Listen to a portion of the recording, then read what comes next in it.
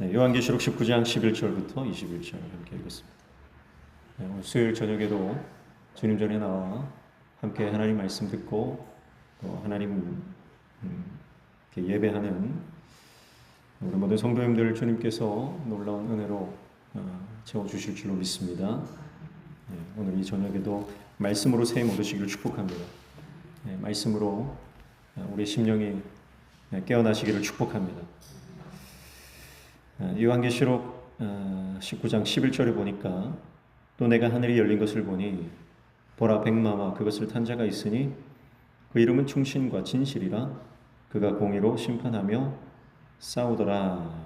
그렇게 말씀을 하죠. 로마의 황제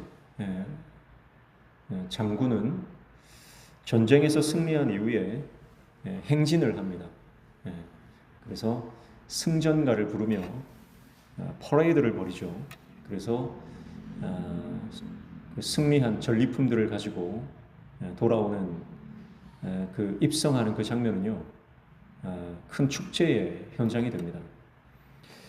그 현장에서 그 승리한 왕은 백마를 타고 입성을 하는 것이 당시의 관례입니다. 그러니까 여기서 백마를 타고 심판하며 싸우시는 이 어린 양 예수 그리스도, 그분은 최후의 승리자이시고 모든 것의 주관자 되신다라고 하는 것을 우리가 알 수가 있습니다. 그 이름은 충신과 진실이라 그가 공의로 심판하며 싸우더라, 그렇게 말씀하고 있는데요. 충신과 진실, 신실하고 참되시다, 그런 뜻이죠. 신실하다, 약속을 지키신다는 뜻입니다. 참되시다, 거짓이 없다는 뜻이죠.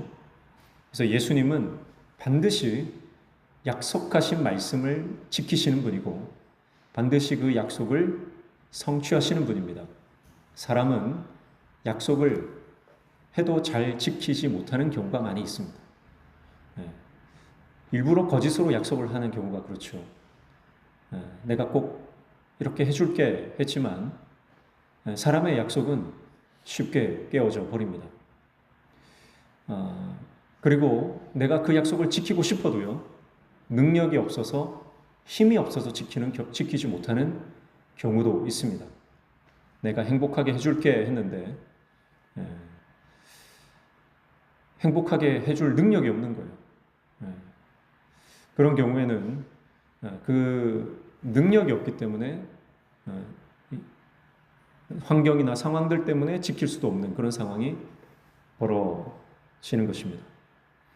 그러나 주님은 그렇지 않습니다. 주님은 거짓으로 약속을 하시는 분이 아니에요. 주님은 진실로 약속하시는 분입니다. 그리고 그 약속을 이루시는데 어떠한 방해와 어떠한 회방이 있다 할지라도, 어떤 난관이 있다 할지라도요, 그것을 모두 돌파하시고 반드시 그 약속을 이루어 주시는 분이다 라고 하는 것입니다. 그러므로 우리는 사람을 의지하거나 사람을 믿지 말고 오직 하나님의 말씀을 의지하고 하나님을 바라보는 참된 믿음의 사람 되어야 될 줄로 믿습니다. 주님을 끝까지 바라보십시오.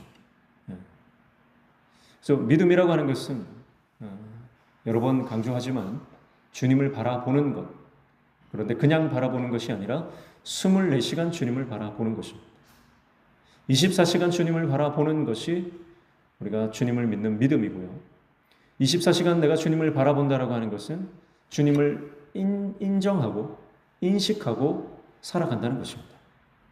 어떤 경우든지 주님의 뜻을 배제하지 않고 어떤 상황이든 하나님의 뜻을 묻는 것, 그것이 24시간 주님을 바라보는 삶입니다. 요셉은 유혹이 왔을 때에 내가 하나님 앞에서 어떻게 득죄하리이까? 하나님 앞에서 살아가는 24시간 주님을 바라보는 신앙이 있었기 때문에 유혹을 이기는 것입니다. 내가 주님을 날마다 바라본다면, 내가 매 시간 주님을 기억하고 있다면 내가 매 초, 매분, 매 초마다 주님을 인식하고 있다면 여러분 우리는 유혹에서 이길 수가 있는 것이죠. 그래서 하나님 앞에서 이 신전 의식을 가지고 코람데오의 정신으로 살아갔기 때문에 하나님께서는 요셉을 위대하게 들어 쓰시는 것이죠. 오늘 우리가 약속을 지키시되 신실하게 그 약속을 반드시 이루어 주시는 그 하나님을 끝까지 바라보고 어떤 상황과 환경 그 주위에 우리의 시선을 돌리지 말고 오직 주님께 우리의 시선을 고정하는 하나님의 종 되시기를 축복합니다. 12절에 보면 그 눈은 불꽃 같고 그 머리에는 많은 관들이 있고 또 이름 쓴 것 하나가 있으니 자기밖에 아는 자가 없고 그랬습니다. 그의 눈이 불꽃 같다라고 하는 것은 모든 것을 지켜보시는 분입니다. 모든 것을 꿰뚫어 보시는 분입니다. 그리고 머리에 많은 관들이 있다고 했는데 이 많은 관이라고 하는 것은 세상의 모든 권세, 참된 권위를 말하는 것입니다. 계시록에 이 관을 쓴 다른 존재들이 등장하죠. 바로 짐승입니다. 그리고 용이죠. 용과 이 짐승은 머리에 관을 쓰고 있습니다. 그런데 그 관은 영원한 권세와 권위가 아닙니다. 그것은 가짜 권위입니다. 그래서 예수님께서 이제 마지막 이 심판주로 등장하셔서 머리에 많은 관을 쓰고 계시다. 이 많은 관이라고 하는 것이 모든 이 땅의 모든 권세를 상징하는 거죠. 그래서 예수님께서 참된 권세와 권위를 드러내실 때 짐승과 용의 머리에 있었던 그 관은 거짓이요 가짜라고 하는 것이 폭로되는 것입니다. 여러분 우리가 예수 그리스도를 머리로 삼고 주님만을 우리의 왕으로 모시고 살아갈 때에 하나님 주시는 그 영원한 통치를 우리가 누리게 됩니다. 왜냐하면 그 예수님의 권위는 참된 권위요 능력이 있는 권위요 영원한 권위이기 때문에 그렇습니다. 그래서 우리 가정이 예수 그리스도의 통치를 받으면 그 가정 안에는 하나님의 나라가 임하는 것이고 우리 교회가 예수 그리스도를 참된 주로 왕으로 모시고 우리가 신앙생활하면 교회의 머리 되신 주님께서 우리를 통치하심으로 교회가 하나님의 나라가 되는 것입니다. 그러나 예수 그리스도께서 하나님이 부여하신 그 모든 권세, 그 권세를 인정하지 않고 그 자리에 내가 올라가면, 사람이 올라가면 그것은 무너질 수밖에 없는 것입니다. 13절에 또 그가 피 뿌린 옷을 입었는데 그 이름은 하나님의 말씀이라 칭하더라. 그렇게 말씀하죠.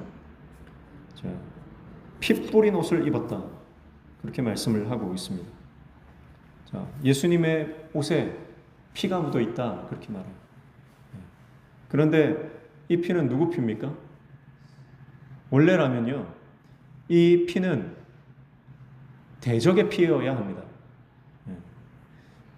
승리한 사람은 대적을 무찌르고 나면 그 몸에서 피가 튈 거 아닙니까? 그러면 자신의 몸에 피가 튀는 것이죠. 그러니까 승리자는 상대의 피가 자기 몸에 묻어야 됩니다. 이게 세상 방식. 세상 승리자는 상대의 피를 내 몸에 묻힐 때 내가 이겼다. 그렇게 하는 거예요. 그런데 오늘 예수님께서 그의 몸에 뿌린 피는 어떤 피냐? 그것은 바로 십자가에 흘리신 예수 그리스도 자신의 피입니다. 그리고 많은 성도들이 순교당할 때 흘렸던 그 순교의 피입니다. 여러분, 그러니까 세상의 방식과 하나님 나라의 방식은 완전히 다릅니다. 세상의 승리 공식과 하나님 나라의 승리 공식은 완전히 반대입니다.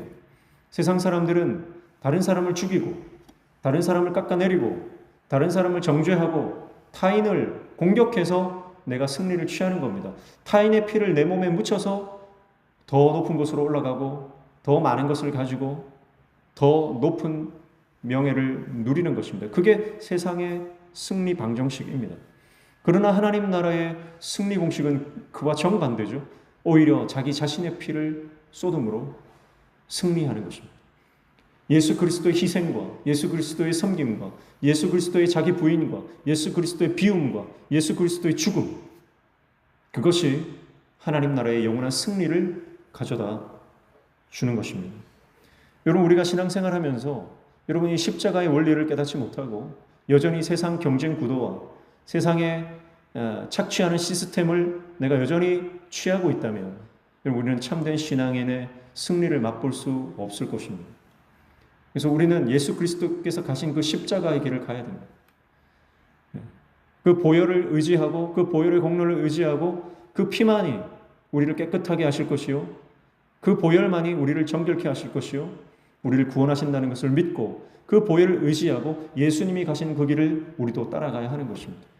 그래서 다른 사람을 볼 때, 타인을 볼 때 경쟁 상대로 보는 것이 아니라 내가 섬겨야 될 대상으로 보는 것이고, 미움의 대상, 증오의 대상으로 보는 것이 아니고 그를 용서의 대상으로 봐야 하는 것입니다. 성도를 바라볼 때도 성도 안에 분열과 경쟁, 갈등, 이런 것들이 얼마나 많은 줄 몰라요. 여러분, 그러나 우리 안에 십자가가 들어오는 순간 여러분, 그 모든 미움과 분열과 증오의 영들이 떠나가고 우리 안에 화해와 용서와 치유의 그 영이 우리 안에 성령께서 강력하게 역사하게 되는 줄로 믿습니다. 그래서 우리 안에 십자가 이 보혈의 능력을 의지하고 붙잡고요, 오늘 저와 여러분 인생 가운데 주어진 모든 상황과 사람들을 사랑하고 품고 용서하며 섬길 수 있는 하나님의 종 되시기를 주님의 이름으로 축복합니다. 우리가 힘이 좀 있다고 다른 사람을 착취하고 공격하고 그 사람 위에 군림하려고 하는 자세를 취하는 것이 우리의 본성입니다. 그러나 우리가 날마다 그 십자가를 의지하고 십자가에 내 자기 자신을 못 박을 때, 여러분, 우리는 아무리 내가 힘이 있어도, 내가 아무리 능력이 있어도 그 힘과 능력을 가지고 더 낮은 곳으로 나아가서 하나님을 섬기고 사람을 섬기게 되는 줄로 믿습니다. 오늘 우리 교회, 이 교회에, 명신교회에 보내주신 이유도 십자가 붙들고 교회를 살리라고 우리를 여기 보내주신 줄로 믿습니다. 지금도 교회 안에 고통받고 죽어가는 많은 영혼들이 여러분 있을 거예요. 그 영혼들을 우리가 살려야 합니다. 어떻게 살립니까? 살리는 길, 승리하는 길은 단 한 가지, 예수 보혈을 의지하는 것입니다. 그리고 그 보혈의 능력을 의지하고 십자가로 살아가는 것입니다. 그것 외에는 승리하는 비결이 없습니다. 예수님께서 승리하신 비결은 오직 십자가의 보혈의 능력입니다. 가정에 우리를 보내주시니, 내가 이 가정의 남편이 되고 이 가정의 아내가 되고 이 가정의 자녀가 된 이유가 뭡니까? 이 가정의 부모가 된 이유가 뭡니까? 십자가 붙들고 이 가정 살려내라는 것입니다. 여러분, 그 십자가를 붙들고 여러분 악한 영들을 대적하여 싸워 이기며 그 흑암의 영에 붙잡혀 매임받아 고통당하는 영혼들을 살려내는 하나님의 종들 다 되시기를 주님의 이름으로 축복합니다. 14절에 보시면 하늘에 있는 군대들이 희고 깨끗한 세마포 옷을 입고 백마를 타고 그를 따르더라, 그렇게 말씀하죠. 하늘의 군대가 등장합니다. 예수 그리스도께서 백마를 타고 전쟁터 가운데 나아가는 그 뒤에는 수많은 하늘의 군대들이 있습니다. 그들은 흰 옷을 입고 있습니다. 깨끗한 세마포 옷을 입고 있는 것이죠. 여러분, 여기서 나오는 하늘 군대는 바로 하나님의 성소, 하늘 성소를 섬기던 하늘의 군대, 바로 하나님께서 옳다 인정을 하신 순교당한 모든 성도들과 믿음의 길을 걸었던 모든 성도들입니다. 여러분, 이 흰옷이라고 하는 것은 제사장이 이 세마포 그 겉에 입기 전에 입는 하얀 옷이죠. 그것은 순결과 또 의를 상징하는 것입니다. 여러분, 오늘 우리가 하나님 나라의 군대로 그 전쟁에 참전하려면 한 가지밖에 없습니다. 그것은 거룩함입니다. 어떤 사람이 하나님 나라의 군대에 참전하여 이 영광스러운 싸움의 승리를 맛보게 될 것입니까? 그것은 능력 있는 자도 아니요, 힘 있는 자도 아니요, 재물이 많은 자도 아닙니다. 오직 순결한 예수 그리스도의 신부된 자로 이 땅을 거룩하게 살아가는 하나님의 종, 그가 하나님께서 싸우시는 이 영적 전쟁 가운데 함께 참전하여 주님을 위해서 목숨 바쳐 싸우는, 그리고 주님께서 승리하신 그 승리를 함께 누리는 하나님 나라의 군대로 쓰임받게 될 줄로 믿습니다. 그래서 성도의 가장 강력한 무기는 거룩입니다. 성도의 가장 강력한 승리의 유일한 도구는 바로 이 거룩이라고 하는 것을 우리가 기억해야 합니다. 오늘날 많은 사람들이 거룩이라고 하는 단어를 별로 좋아하지 않습니다. 세상에서는요, 거룩하다는 단어를 잘 쓰지 않습니다. 언젠가 이 거룩이라는 단어가 사전에서 사라져버릴지도 모른다, 그렇게 말씀하는 분도 있더라고요. 왜냐하면 세상에서는요, 거룩하다는 단어를 잘 쓰지 않기 때문에 그렇습니다. 쓰지 않는 단어는 나중에 사라지잖아요. 사실 거룩이라는 단어는 교회 안에서만, 종교적으로만 거의 쓰는 단어가 되어버렸습니다. 세상은 왜냐하면 거룩을 원하지 않기 때문에 그래요. 세상이 원하는 것은 거룩한 삶이 아닙니다. 정결하고 깨끗하고 거룩한 삶을 추구하지 않습니다. 그러니까 거룩이라는 단어 자체를 잘 사용하지 않는 거죠. 그들은 성공을 추구하고 쾌락을 추구하고 인정을 추구하고 칭찬을 추구합니다. 세상적인 것은 더 많이, 더 소유하고 더 많이 누리는 것을 추구하지, 내가 절제하고 내가 나를 희생하고 그리고 말씀에 순종함으로 거룩한 인생을 살아가는 것에는 관심이 없다는 것이죠. 여러분, 오늘 저와 여러분의 인생 가운데 이 거룩이라는 단어가 많이 사용되시기를 축복합니다. 세상이 거룩이라는 단어를 쓰지 않아서 이게 잠자고 있는 단어가 되어 있는데, 여러분, 우리가 신앙생활하면서 우리가 하나님의 종이라고 하면서 거룩한 하나님의 백성이라고 하면서 우리 삶 가운데 일상생활 가운데 이 거룩이라는 단어를 잘 쓰질 않아서 어쩌면 우리 인생 가운데 거룩이라는 단어가 잠자고 있다면, 여러분, 그것은 하나님께서 기뻐하지 않는 삶의 모습이라고 하는 것을 깨달아야 합니다. 거룩을 꿈꾸셔야 됩니다. 거룩을 목표로 삼으셔야 됩니다. 거룩함이 하나님께서 가장 원하시는 성도의 모습이라는 것을 우리가 잊지 말아야 하는 것이죠. 사랑하는 성도 여러분, 오늘 저와 여러분이 거룩함을 회복하면 영적 전쟁에서 반드시 이기게 되는 줄로 믿습니다. 처세술, 솔루션. 세상 사람들은 그런 것을 원합니다. 그러나 하나님은 내가 거룩하니 너희도 거룩해라. 하나님이 우리에게 원하시는 것은 거룩함이다. 그래서 우리가 이 거룩한 하나님의 백성이 될 때 하나님 나라의 군대로 우리가 쓰임 받는다라고 하는 것입니다. 그래서 우리가 예수님을 믿어도요, 그저 내 신앙 하나 겨우 지키는, 내 신앙 유지하기에 급급한 그런 신앙이 있는 반면에요, 정말 내가 하나님 앞에 거룩함으로 이 땅의 어둠의 영들과 이 영적 전쟁하며 하나님 나라의 군대로서 쓰임받는 하나님의 종도 있다는 거예요. 그래서 오늘 저는 우리 모든 성도들이 그냥 내 신앙 지키기에 급급한 그런 인생이 아니라 정말 말씀 붙들고 기도로 이 땅을 흑암의 영들과 싸워나가며 하나님 나라를 확장하고 하나님의 놀라운 영광을 드러내는 그런 하나님 나라의 강력한 군사로 쓰임받으시기를 주님의 이름으로 축복합니다.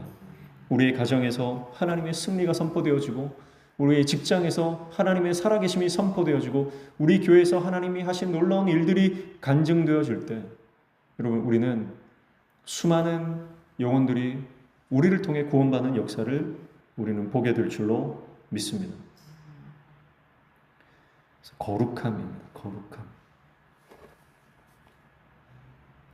15절을 보시면 그의 입에서 예리한 검이 나오니 그것으로 만국을 치겠고 친히 그들을 철장으로 다스리며 또 친히 하나님 곧 전능하신 이의 맹렬한 진노의 포도주 틀을 밟겠고, 그렇게 말씀합니다.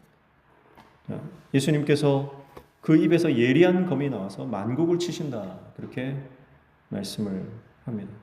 여러분, 말씀은 우리를 깨끗하게 합니다. 우리를 살립니다. 우리를 새롭게 합니다. 여러분, 오직 말씀이 우리 삶에 강력한 능력이 되는 줄로 믿습니다. 그래서 그 입에서 예리한 검이 나오는데 이것은 말씀이에요. 말씀. 히브리서 4장 12절에 보시면, 히브리서 4장 12절 성경책에 있는 거 찾아보시죠. 히브리서 4장 12절 찾으신 분들 함께 읽습니다. 하나님의 말씀은 살아있고 활력이 있어 좌우의 날선 어떤 검보다도 예리하여 혼과 영과 및 관절과 골수를 찔러 쪼개기까지 하며 또 마음의 생각과 뜻을 판단하나니. 아멘. 여러분, 우리가 말씀으로 우리의 자아가, 우리의 생각이, 우리의 옛사람이 깨어져야 여러분 최후의 심판에 속하지 않는 것입니다. 내가 지금 하나님 앞에서 심판당해요. 지금 내가 하나님 앞에서 철저히 회개하고 말씀으로 깨어져야 마지막 심판에 철저히 깨어지는 그 심판을 피할 수 있는 것입니다. 여러분, 그러므로 내 영이 말씀으로 산다는 것을 알고 항상 말씀 앞으로 나아가셔야 됩니다. 그래서 이 말씀으로 내 생각이 깨어져야 됩니다. 내 자아가 깨어져야 됩니다. 내 못된 고집이 깨어져야 됩니다. 그래서 말씀이 우리를 충격하셔야 됩니다. 그런데 우리는 신앙생활 하면서 이 말씀을 좀 뒷전으로 하고요.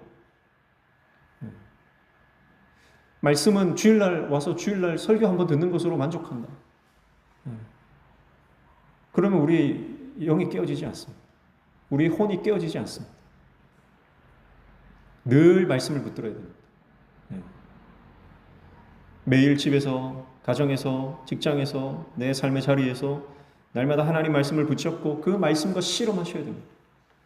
그리고 그 말씀이 단지 지식의 말씀이 아니라 정말 지혜의 말씀으로, 우리에게 레마의 말씀으로 강력하게 역사할 때 그 말씀이 깨달아지고 우리의 삶을 변혁시키며 우리의 생각까지 다 뒤흔들어 놓는 역사를 우리는 경험해야 합니다. 사도 바울이 다메섹에서 예수 그리스도를 만났을 때 그 예수 그리스도, 말씀 되신 예수님이 그의 인생을 완전히 충격을 하시는 거죠. 그래서 그의 모든 지식과 그가 지금까지 쌓아왔던 모든 경험과 그의 모든 종교적 열심과 고집까지 완전히 깨어지는 것입니다. 산산이 부서집니다. 그리고 그의 삶의 궤도가 수정되죠.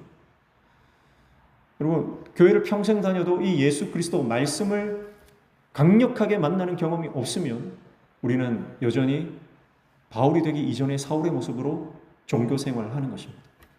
열심을 내면 낼수록요, 하나님 나라가 대적하게 되는 것입니다. 여러분, 그래서 내가 말씀의 사람이 되지 않으면 세상 철학과 세상 지식이 아무리 많아도, 교회 안에 직분이 높고 연륜이 많아도, 교회 생활 내가 모태신앙이 되든 뭐 평생 내가 신앙생활을 했든요, 말씀의 사람이 아니면 그 열심으로 하나님 나라를 회방하는 것입니다. 한국교회 안에 그런 사람들이 너무 많습니다. 목사인데 말씀의 사람이 아니에요. 목사인데 말씀의 사람이 아니에요. 그러니까 그 목사가 열심히 하면 할수록 교회가 죽는 겁니다. 장로인데 말씀의 사람이 아니에요. 그러면 그 장로님이 치리하고 교회를 섬길 때마다 교회 안에 어려움이 일어나는 거죠. 말씀의 사람이 되지 않으면 내가 열심을 내면 낼수록 상처받고 영혼이 죽어나가는 것입니다. 그런 일들이 교회 안에 얼마나 많이 일어나는지 몰라요.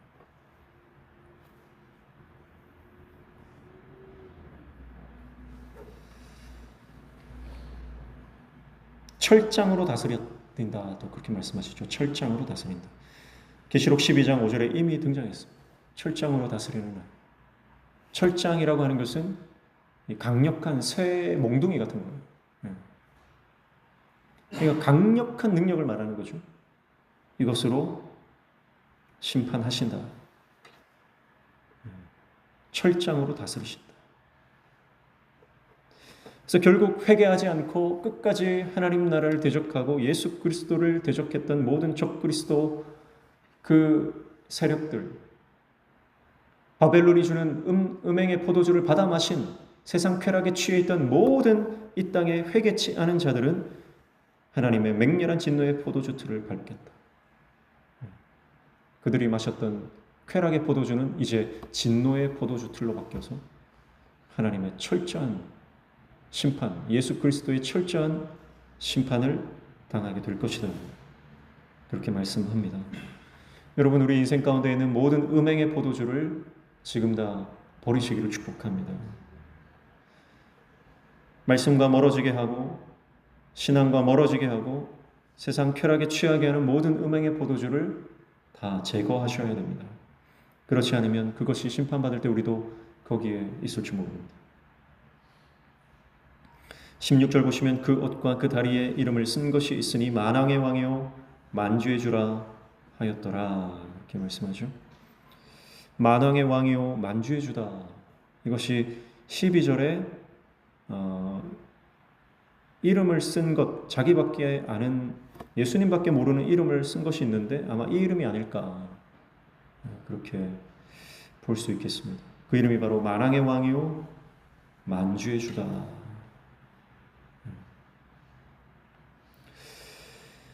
모든 것의 왕이고 모든 것의 주라고 하는 것입니다. 예수님이 다스리지 못할 것이 없고 예수님이 심판하지 못할 것이 없다는 뜻입니다. 여러분, 그러므로 우리 인생 가운데 가장 강력한 주권은 오직 하나님께만 있는 줄 믿습니다. 그러니까 여러분, 우리가 어떤 문제를 만나도 그 문제조차 주님의 주권 안에 있다면 주님이 허락하시면 막힌 문은 열릴 수밖에 없는 겁니다. 근데 그걸 믿는 것이 믿음이에요. 여러분, 주님이 만왕의 왕이십니다. 만주의 주십니다. 이것은 어떤 구호가 아닙니다. 이것은 실제적인 신앙의 고백입니다. 그래서 내가 문제를 만났을 때 내 신앙이 드러나죠. 건강의 문제, 관계의 문제, 재정의 문제, 여러 가지 우리 인생의 크고 작은 문제들을 만날 때 여러분, 우리는 주님이 내 인생의 주인이시고 내 인생의 주인이실 뿐만 아니라 모든 것의 주권자이시라고 하는 것을 기억한다면 지금 나에게 지금 들어와 있는 이 문제조차도 주님의 주권 안에 있다. 주님이 깨뜨려 버리시면 박살나는 것입니다. 그래서 오늘 이 고백이 저와 여러분의 입술에서 날마다 터져 나오시기를 축복합니다. 그리고 그것을 주님 기뻐하십니다. 주님만이 왕이십니다. 주님만이 통치자이십니다. 문제가 나를 뒤흔들 수 없습니다. 상황이 나를 뒤흔들 수 없습니다. 오직 나를 진동하고 나를 충격하고 나를 이끌어 가시는 분은 오직 하나님 한 분뿐이십니다. 천만인이 나를 둘러치려 하여도 온 땅이 나를 덮어 삼키려 해도 주님이 계시면 나는 안전합니다. 주님이 허락하지 않으면 그 어떤 것도 진행될 수 없고 주님이 허락하지 않으면 내 생명조차도 그 어떤 것도 위협할 수 없습니다. 여러분, 그 믿음으로 이 땅을 승리하며 나아가는 하나님의 종 되시기를 축복합니다. 그래서 우리가 인생을 살아가다 보면요, 도무지 이건 내가 해결할 수 없는 문제가 만나게 됩니다. 도무지 해결할 수 없을 것 같아요. 문제들. 그때 하나님이 역사하셔요. 내 힘으로 안 되니까 하나님이 역사하실 수밖에 없는 거예요. 그러니까 여러분, 내 힘으로 어떻게 할 수 없는 문제를 만날 때 오히려 하나님의 역사를 기대하는 거죠. 이게 믿음의 사람의 모습입니다. 우리가 죄를 지어도 그렇습니다. 죄를 지어도 죄를 짓고 이것이 다 발각이 되거나 아니면 다 드러나게 됐을 때 그럼 내 힘으로 어떻게 하겠습니까? 우리는 하나님이 아니잖아요. 죄를 없이 할 수 없습니다. 우리는 죄를 없이 할 수 있는 존재가 아니에요. 내가 감당할 수 없는 죄를 짓고 하나님 앞에 허물이 있다면 우리는 다윗처럼 주님 앞에 엎드려 회개하고 울어야 합니다. 주님께 그냥 맡겨버려야 됩니다. 주님, 알아서 해주십시오. 나는 죄인입니다. 나는 이제 더 이상 희망이 없습니다. 나는 이제 더 이상 가능성이 없습니다. 그러나 주님이 회복시켜 주시면 회복될 줄 믿습니다. 그렇게 자기가 죄인임을, 자기가 어떤 희망도 자기에게는 없음을 인정하고 하나님께 나아가 울며 회개하는 수밖에 없어요. 그것이 하나님의 주권을 인정하는 겁니다. 그런데 목사라고 하는 자들이 고소를 해요. 자기 죄가 다 드러났는데 그 죄를 회개하지 않고 권력을 동원해서 입막음을 하고 명예훼손이라는 그런 명분으로 세상 법정에 고소를 하는 것입니다.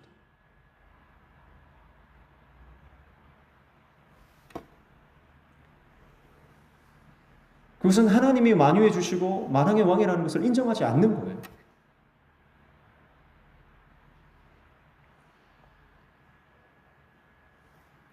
(17절과 18절) 보시면 또 내가 보니 한 천사가 태양 안에 서서 공중에 나는 모든 새를 향하여 큰 음성으로 외쳐 이르되 와서 하나님의 큰 잔치에 모여 왕들의 살과 장군들의 살과 장사들의 살과 말들과 그것을 탄 자들의 살과 자유인들이나 종들이나 작은 자나 큰 자나 모든 자의 살을 먹으라 하더라. 무슨 일이 일어나냐면 세상의 모든 지금 세상 권세를 쥐고 있는 수많은 사람들, 이 사람들은 바벨론이 주는 음행의 포도주에 취해 있는 자들입니다. 자, 이 사람들이요 새의 먹이가 된다는 뜻이에요. 공중의 새들이 다 와가지고 그들의 살을 파먹는다는 거죠. 끔찍한 장면 아닙니까? 그런데 놀라운 사실은 뭐냐면 이렇게 이 땅의 권세자들이, 이 땅의 음행에 취해 있던 자들이, 하나님을 대적하던 자들이 이 공중의 새들에게 살이 먹혀지고 있는 이 상황을 뭐라고 말씀하냐면 하늘의 큰 잔치다. 하나님 나라의 큰 잔치다. 그러니까 세상이 심판받는 것이 하나님 나라의 구원의 사건으로 묘사하고 있는 것입니다. 항상 말씀드리지만 구원과 심판은 동전의 양면 같다, 그렇게 말씀드렸어요. 여러분, 우리가 주님 편에 서 있어야 합니다. 주님 편에 서 있지 않으면, 믿음으로 살아가지 않으면, 여러분, 우리가 세상에 취해 있다가 이 세상 사람들이 심판받는 이 끔찍한 그 자리에 우리가 포함되어 있다면 얼마나 그것이 끔찍합니까? 여러분, 새들이 살을 파먹는다라고 하는 것은요, 이 저주 중에서도 가장 큰 저주로 여겨지는 것입니다. 사람이 죽으면 죽음이 그냥 죽음이 아니에요. 명예로운 죽음이 있고 저주스러운 죽음이 있습니다. 그래서 중국에도 제가 어릴 때 즐겨보던 그 드라마 보면 판관포청천이라는 그 드라마가 있어요. 죄를 지어서 사형을 당해도요, 뭐 이 호랑이 작두, 용작두 이런 걸로 처형을 당하면 영광스럽게 생각하더라고요. 근데 가장 악질 범죄를 저지르면 개작두로 목을 탁 토막을 내버리는 거죠. 그리고 죽음도요, 그냥 죽음이 있는 게 아닙니다. 영광스러운 죽음이 있고, 여러분, 성도들의 죽음이 어떻게 비참한 죽음입니까? 성도들의 순교는 비참한 죽음이 아닙니다. 그것은 영광스러운 죽음이죠. 그것은 하나님 나라에 입성하는 거의 뭐 이 행진, 대관식과 같은 것입니다. 그러니까 하나님의 사람들이 복음을 위해서 살다가 십자가의 삶을 살다가 이 순교를 당하는 그 순간은요, 천국의 잔치가 벌어지는 순간이에요. 여러분, 그러니까 너무 죽음을 슬퍼하지 마십시오. 영광스러운 죽음이 있다는 거예요. 그러나 정말 비참하고 저주스러운 죽음이 있는데 그 죽음은 뭐냐? 죽고 나서도 장례도 치르지 못하고 들짐승이나 새들의 먹이가 되는 이 죽음. 이 죽음은요, 죽음 가운데서도 가장 비참하고 처참하고 가장 저주스러운 죽음이라는 거죠. 그러니까 이 땅에서 떵떵거리면서 잘 살던 사람들, 바벨론이 주는 음행의 포도주에 취해서 이 땅을 흥청망청 살아가고 하나님 없어도 잘 살 수 있다고 착각하면서 자신들만의 어떤 세계를 구축해서 그 안에서 살던 그 모든 이 땅에 속한 사람들, 그러나 그들은 너무나 비참한 최후의 결말을 맞이할 수밖에 없다. 그것을 말씀을 통해 우리에게 보여주고 있습니다. 19절부터 21절 마지막에 보시면 또 내가 봄에 그 짐승과 땅의 임금들과 그들의 군대들이 모여 그 말 탄 자와 그의 군대와 더불어 전쟁을 일으키다가 짐승이 잡히고 그 앞에서 표적을 행하던 거짓 선지자도 함께 잡혔으니 이는 짐승의 표를 받고 그의 우상에게 경배하던 자들을 표적으로 미혹하던 자라. 이들이 산채로 유황불 붙는 못에 던져지고 그 나머지는 말 탄 자의 입으로부터 나오는 검의 죽음에 모든 새가 그들의 살로 배불리더라. 두 짐승이 심판받습니다. 이 땅의 모든 사람들을 미혹하던 그 원흉이죠. 그들이 심판을 받습니다. 여러분, 그러니까 이 땅에 아무리 거대한 제국도, 거대한 세력도, 모든 것이 가능할 것처럼 보이는 그 어떤 강력한 존재도요, 마지막에는 하나님의 심판 앞에 속절없이 멸망하고 만다는 것을 봅니다. 16장에서부터 이 귀신의 영들이 온 땅에 거주하는 왕들을 불러 모아서 전쟁을 일으킵니다. 그리고 20장에 오면 사탄이 열방 곡과 마곡을 미혹해서 전쟁을 일으키려 최후 결전, 최종 전쟁, 그것을 일으킵니다. 그래서 이 미혹의 영이, 강력한 사단의 이 세력이 이 땅에 있는 권세자들을 미혹해서 하나님을 대적하게 한다는 거죠. 그러나 결국 마지막 전쟁, 이 아마겟돈 전쟁을 통해서 결국은 예수 그리스도가 영원히 승리하시고 사탄의 세력은 영원히 멸망당하는 심판을 당하게 된다. 그래서 이 두 짐승도 포획되어 처형되고 그 시신이 새들에 의해서 먹혀진 최후를 맞이할 수밖에 없다라고 하는 것을 오늘 본문이 우리에게 말씀하고 있습니다. 사랑하는 성도 여러분, 반드시 마지막이 있습니다. 반드시 끝이 있습니다. 여러분, 끝이 없다고 생각하는 것은 어리석은 것 중에 가장 어리석은 것입니다. 사람이 날 때가 있으면 죽을 때가 있는 것이고 시작할 때가 있으면 끝이 있는 것입니다. 우리의 신앙의 여정도 마찬가지입니다. 영적인 것도요, 하나님 나라의 시작과 완성이 있습니다. 우리는 그 완성으로 나아가고 있는 지금 여정입니다.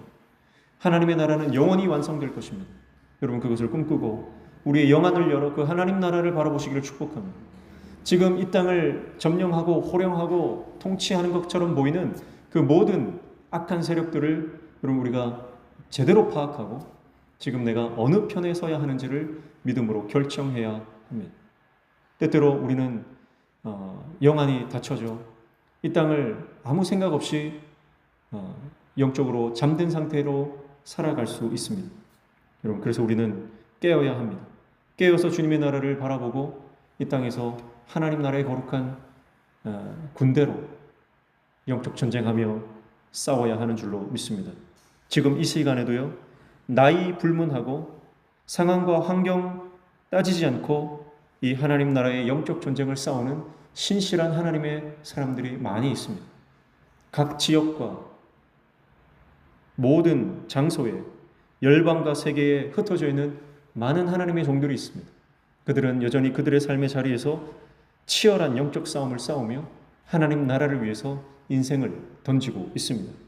오늘 저와 여러분은 그 주님 나라, 하나님의 나라를 위해서 어떤 헌신과 희생과 자기 포기와 십자가의 삶을 살아가고 있는지 오늘 이 강력한 심판의 장면 앞에 우리를 돌아보고 다시 영적으로 잘 점검하여 하나님 앞에 쓰임받는 하나님의 종 되시기를 주님의 이름으로 축복합니다. 그래서 고장나서 수리하는 신앙이 아니라 날마다 정비하여 점검하여 날마다 영적 전투 태세를 갖추고 치열한 영적 싸움에서 날마다 승리를 맛보는 그런 하나님의 종 되시기를 주님의 이름으로 축복합니다. 찬양하겠습니다.